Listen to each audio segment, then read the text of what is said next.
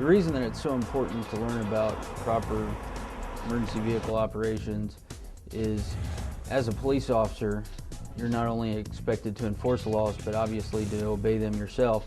And then also, when you're driving in an emergency situation, know how to show due regard when driving through the public to get to your call or your crash.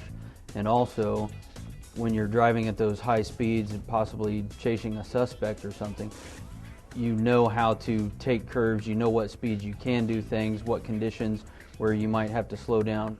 There's been several things that they've started to teach us and impress upon us in driving an emergency vehicle.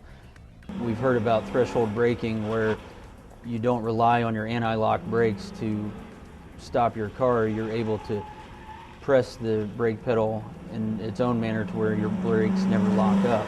They also have taught us about shuffle steering, where it's not like your driver's education course when you're 16 years old. When you're going through a curve, now you're using your wheels and shuffling, or using your hands, shuffling the wheel in your hands through turns, so that you have more control over the vehicle as you're going through some evasive maneuvers. Some other courses that they have you go through during emergency vehicle operations is what's called an evasive maneuver.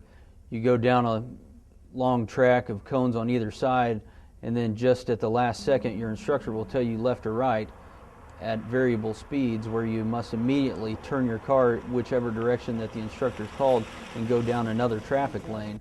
If you don't go the proper direction, or you forget to turn your wheel at all just because of the stress of the situation, you'll plow through a lot of cones and end up doing many push-ups. Another course during the emergency vehicle operations course is a serpentine course, which you drive both forward and backwards through.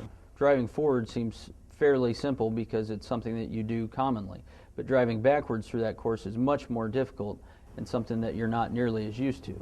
One of the reasons that they teach this, I believe, is because that way you can get out of trouble as quickly as you got into it. One of the things that they've impressed upon us in emergency vehicle operations in the Indiana State Police Academy is that if I'm responding to your call for help and I crash, I'm no longer a part of the solution, I'm part of the problem.